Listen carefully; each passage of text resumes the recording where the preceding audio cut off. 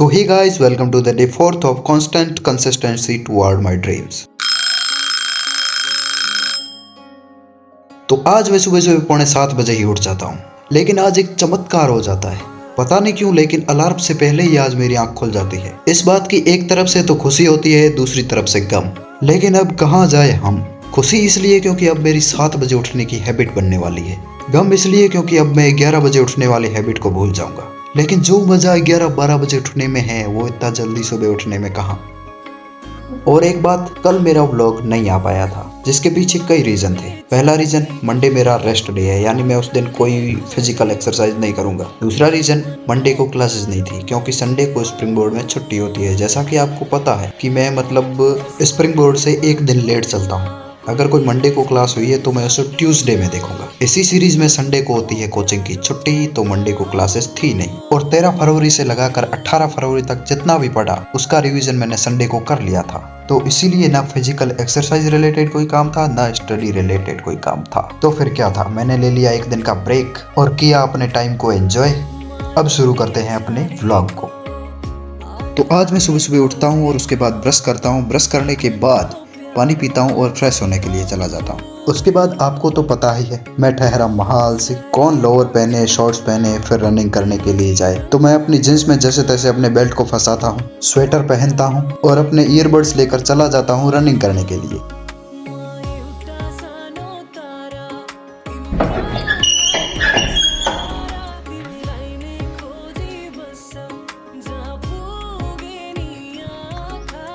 आज जींस में ही निकल गया, कोई ना संभाल लेंगे। हम गांव के देसी आदमी हैं यार, बात पे कपड़े चेंज नहीं करते हैं। वैसे सच बोलूं तो मैंने अपने सारे कपड़े पिछले दिन धो दिए थे और शाम को लेट धोने के कारण सूखे नहीं थे, तो सोचा चलो कोई बात नहीं, जींस में ही निकल जाते हैं। पार्क में पहुंचने के बाद मैं शुरू करता हूं नॉर्मल हल्की फुल्की एक्सरसाइजेस प्लस वार्म अप। उसके बाद 200 मीटर पार्क के 9 चक्कर निकालता हूँ, यानी टोटल 1800 मीटर आज रनिंग करता हूँ। 200 मीटर और बढ़ा ली। अब ये बढ़ोतरी कहाँ तक होगी ये मुझे खुद को भी पता नहीं, बट बढ़ोतरी होगी। तो रनिंग के बाद हमारी हालत कुछ इस प्रकार खराब हो जाती है, हम पूरे पसीने से नहा लेते हैं और सांस लेने में होती है दिक्कत। लेकिन कुछ देर बाद इससे हमें घंटा फर्क नहीं पड़ता। दौड़ूंगा तो मैं ऐसे ही, भले ही अपनी बॉडी की पूरी एनर्जी को क्यों ना लगाना पड़े। उसके बाद थोड़ा सा ब्रेक लेने के बाद हम चल पड़ते हैं अपने रूम की तरफ।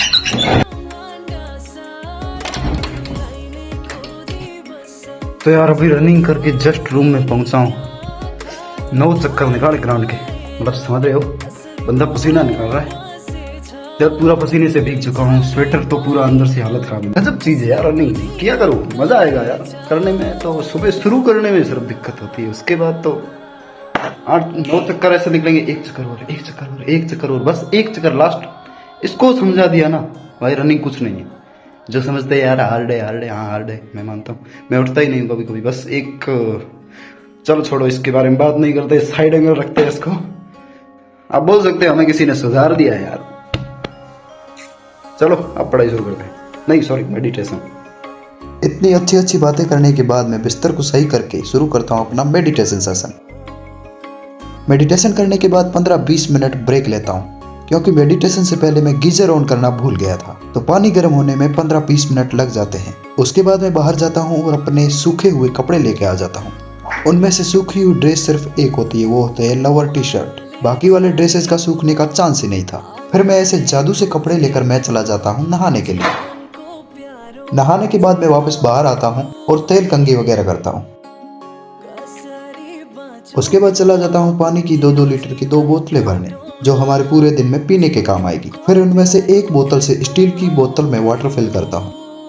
अरे यार रुको जरा, इसके बाद तो असली जंग शुरू होने वाली है।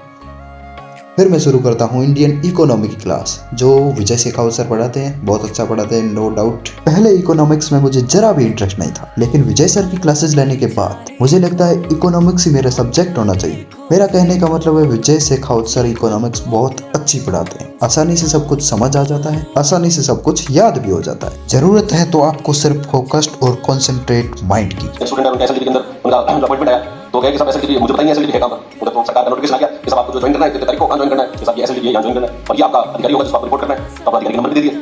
अब मैंने उससे पूछा अधिकारी से कि ये कहां है एसएलटी कहां है, तो उसने मुझे रास्ता बताया, सब काम करो, ये देखा 22 ग्राम पुलिया तो यहां सब है। अब तो बस पुलिया पे चढ़ जाओ, मैं चढ़ गया सब। अब उतरो, उतर गया, सर्कल आया, हां सर सर्कल आ गया, अब तो घूमो सर्कल लगे फिर यहाँ पे एक ऑफिस है, इस पे पहले से लिखा होता है सहकार वगैरह सब। हाँ सर ये कुछ सहकार में लिखा हुआ तो है, ये क्या? अरे नहीं वो हेड ऑफिस है, वहाँ चले जाना और जो और घूमते रहो, सब घूमते आ गया बस सीधा जाओ। सर तो पट्टी आ गई, अरे बहुत ज़्यादा चले पीछे पेट्रोल पंप आया, हाँ सब आया और आ गया तो आज उससे और आ जाओ। चलो सर्कल आ गया, अरे बहुत उधर चले वापस पीछे फिर तो पेट्रोल पंप आ गया, अरे वापस पीछे चलो तो सर्कल आ गया। अरे इसके पेट्रोल पंप सर्कल के बीच में देखो, बीच में झाड़ियाँ हैं बीच में। हाँ तो इसके देखो झाड़ियों में बगल में से एक छोटा रास्ता जा रहा है, हाँ सर तो हमें उसमें अरे कितना सब लेके बैठे हो काम पर झाड़ियों के पीछे, तो छुप करके बैठे हुए थे, कितना छुप करके बैठे हो, कोई देख ना ले, देख लिया तो कैसे मांगेगा ले। उसके बाद शुरू होती है राजवीर सर की राजस्थान हिस्ट्री की क्लास। इसमें हम 1857 की क्रांति के कारण, परिणाम और 1857 की क्रांति की असफलता के कारणों के बारे में पढ़ते हैं। 11:30 बजे के आसपास मेरा लेक्चर्स का टारगेट हो जाता है कंप्लीट। फिर 1 घंटा ब्रेक लेता हूँ, तब तक मेरा टिफिन भी आ जाता है।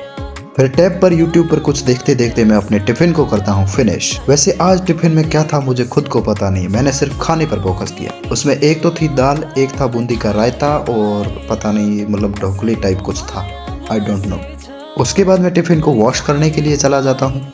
लंच करने के बाद मैं 50 मिनट्स के 10 मिनट के ब्रेक के साथ 2 सेशंस लेता हूँ, जिसमें मैंने हफ्ते भर में जितना भी पढ़ा राजस्थान हिस्ट्री और इकोनॉमिक्स में उतना सब रिवाइज करता हूँ। मतलब मेरा पढ़ने से ज्यादा फोकस रिवीजन पे है, क्योंकि रिवीजन बहुत जरूरी है। अगर आगे बढ़ना है, एग्जाम में सिलेक्शन लेना है तो revision is most important thing. इतना सब पढ़ने के बाद मेरी 3.5 घंटे की स्टडी हो जाती है कंप्लीट। फिर मैं चला जाता हूँ अपने लिए रूम रिसर्च करने के लिए।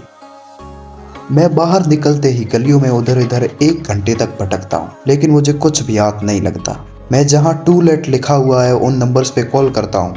वो या तो बोलते हैं हमने लड़कियों के लिए रूम रख रखा है, या बोलते हैं फैमिलीज के लिए। अब बताओ मैं अखंड कुंवारा आदमी फैमिली कहाँ से लाऊं, और ना अब मैं लड़की बन सकता। तो यार ये तो बहुत बड़ी दिक्कत हो गई थी मेरे साथ। फिर गलियों में घूमते घूमते मुझे दिखता है एक शिव मंदिर। फिर क्या था, शिव जी का मंदिर दिखे और हम ना जाएं, हो सकता है क्या?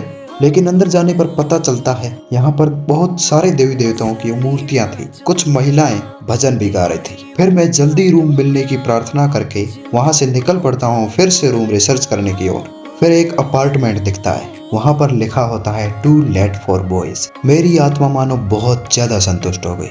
मैं का रूम तो अब यहीं लेना है। लेकिन उन नंबर्स पर कॉल करता हूँ तो पता चलता है कि घर में कोई नहीं है और मुझे बोलते हैं कि अब रूम लेने शाम को आना। तो फिर मैं वापस उसी गार्डन में आ जाता हूँ जहाँ मैं रनिंग करता हूँ। करीब 15-20 मिनट वहाँ पर रेस्ट करता हूँ और उसके बाद वापस रूम में आ जाता हूँ।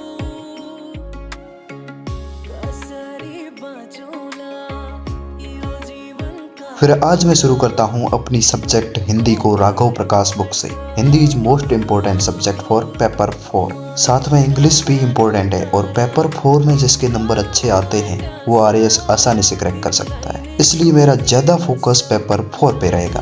फिर 1 घंटे तक हिंदी के पर्यायवाची शब्द याद करने के बाद फिर मैं वापस निकल पड़ता हूँ अपने उस रूम को देखने के लिए जैसे मैंने दोपहर में देखा था। तो चलो आपको रूम को दिखाते हैं। यह है एक रूम उस बिल्डिंग का, मतलब जिसमें ये कबर्ड वगैरह सब कुछ है।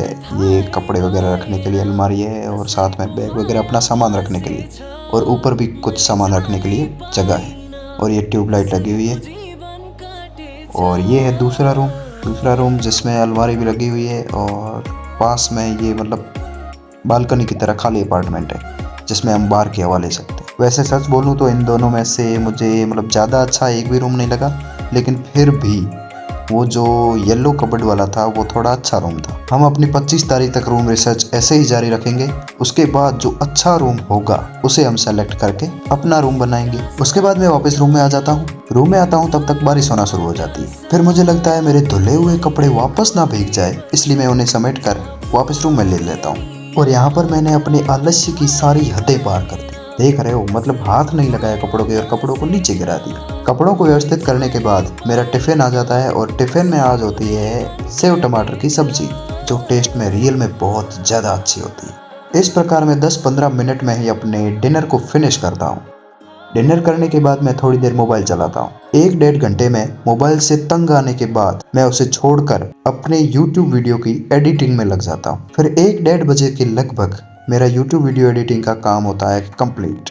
फिर उस वीडियो को मैं अपलोड करके आराम से मस्ती से सो जाता हूँ। इसी प्रकार 4.5 घंटे की पढ़ाई के साथ अपना व्लॉग होता है यहीं पर ख़त्म। आई होप आपको व्लॉग पसंद आया होगा।